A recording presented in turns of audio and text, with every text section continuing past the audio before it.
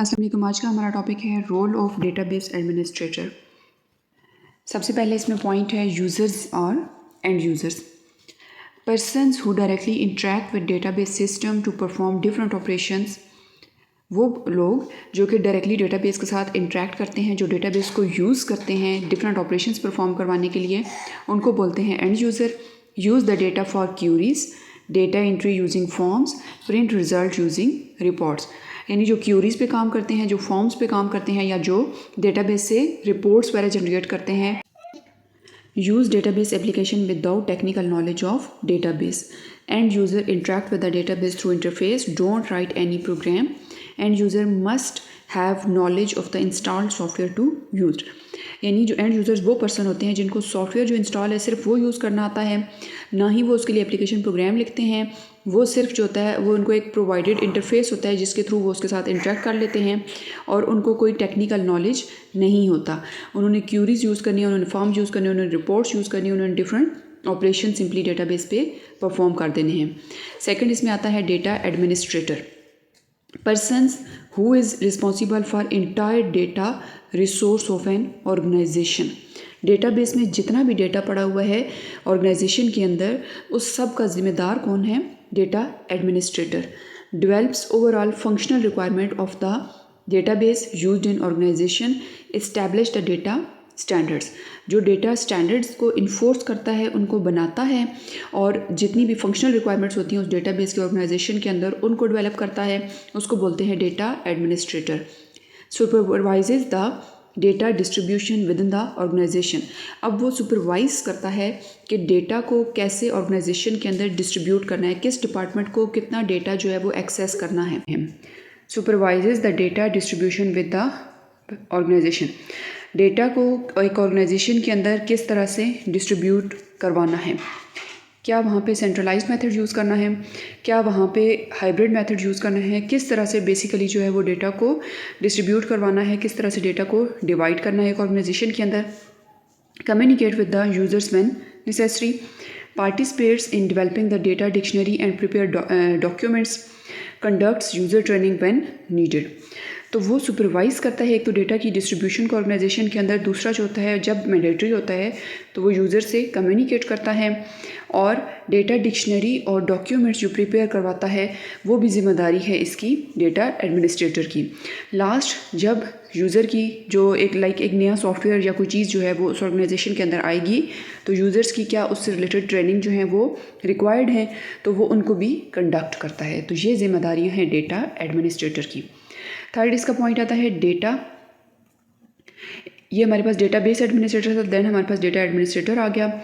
Responsible for the design, implementation, operation, management and maintenance of database.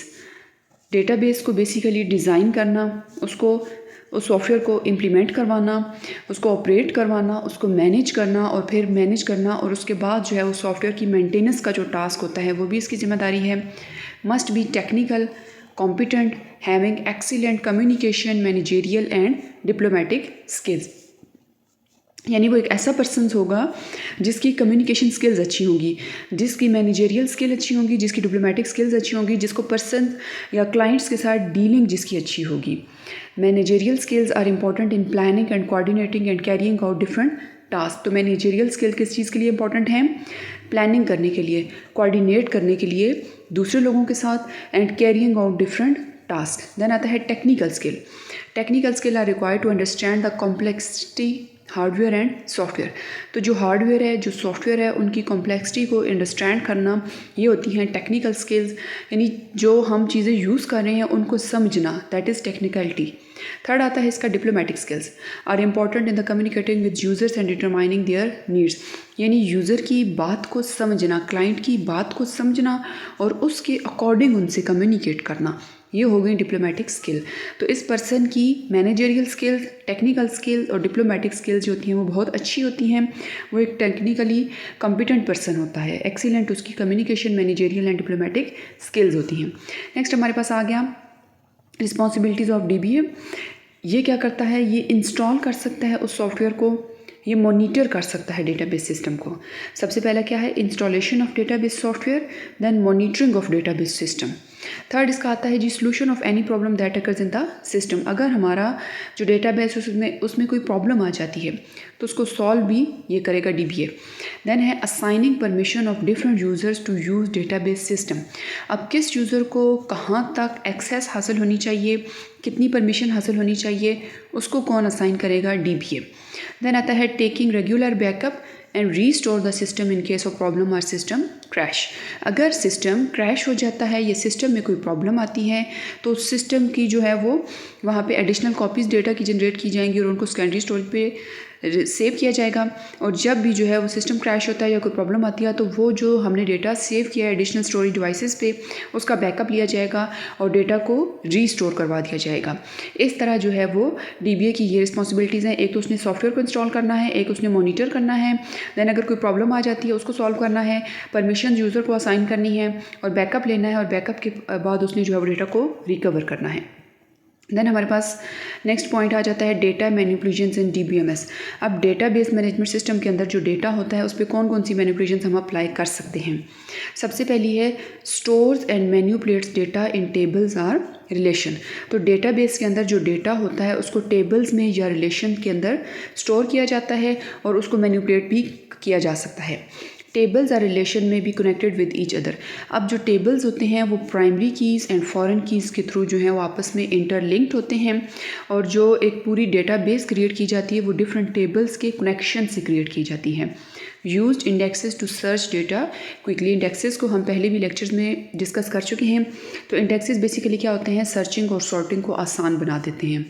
Then आता है used SQL to perform different operations. SQL क्या है, structured query language.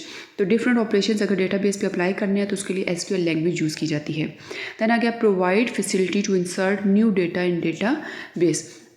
अगर database में new data enter करना है, insert करना है तो वो हम इसके थ्रू कर सकते हैं। इसके अलावा मॉडिफाई करना है डेटा को, एग्जिस्टिंग डेटा को, तो वो भी किया जा सकता है। अगर एग्जिस्टिंग डेटा में से कोई चीज़ रिट्रीव करनी है तो वो भी डेटाबेस के थ्रू की जा सकती है।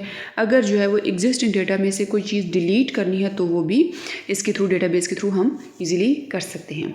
सो thanks for watching this video and don't forget to like, share and subscribe tech and CS department.